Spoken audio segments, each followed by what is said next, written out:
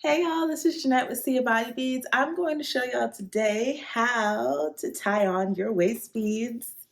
So I have Goldie. She's cute, isn't she? We're gonna use her for this example today. So you're gonna figure out where you want it to fall. My belly button's right here. I kind of want it to drape here.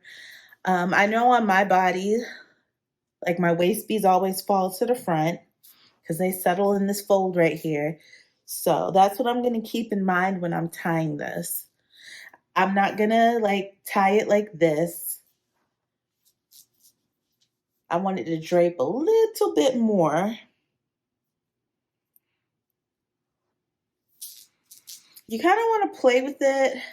You should be standing in a mirror.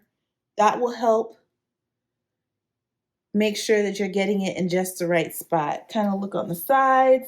I'm pushing the beads back so that there are no gaps.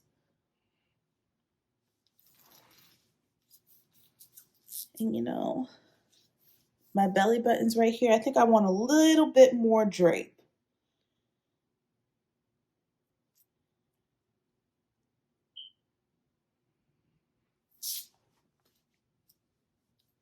I think this is it right here. That's comfortable for me. I like that. So what I'm going to do is just make one little tie. That's it. And I'm going to hold it in place with this hand while I'm pushing the beads together because I don't want any gaps. Hold it, this hand, switch hands, push the beads together. You want to look in the mirror and make sure that there's no gaps in your beads. We'll pull it a little tighter. And that's where it's going to be. Then you're going to find the gold bead on the end of the strand. And you're going to pull it. And you're going to push these beads down, the excess beads. This is what you're going to end up cutting off. Push that down to the end. And then we're going to do the other side.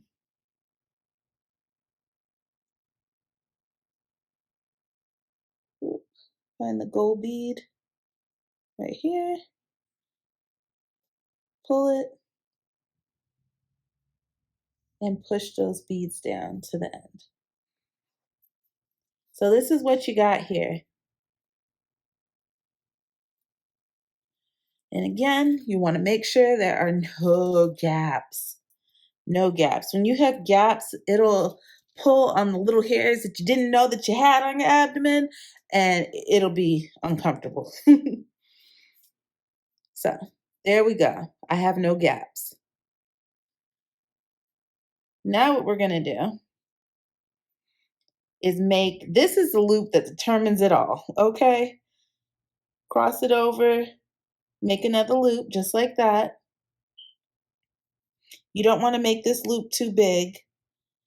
I like to brace my waist beads against my stomach like this. Pull the loop forward.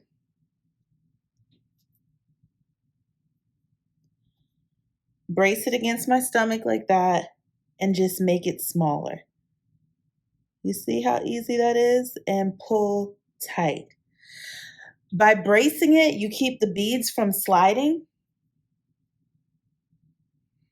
and allows you to pull the knot without it loosening. And then from here, once you got this knot in, this is the knot that you're fighting for. This one right here, that first real knot, man, once you got this one in, it's easy peasy from here. Okay, now what you're gonna do, we're gonna cut off this excess string. You wanna leave enough room to tie. You probably don't even need that much, but this is the extra. We can throw that away.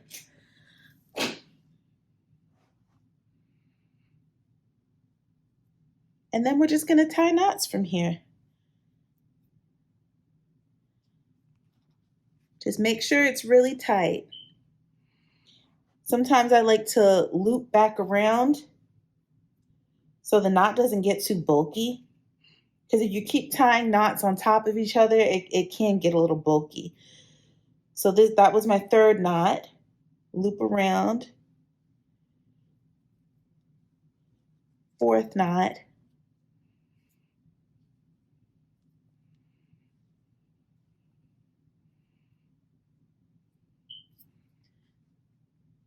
Sixth knot. And really, this right here is good, but I'm gonna do one more.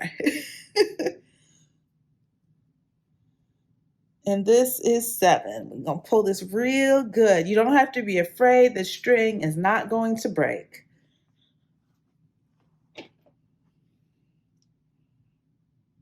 And then you want to cut on the knot.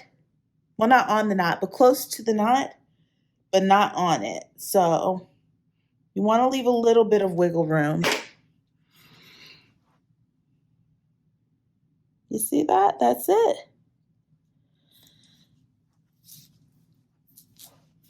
There we go.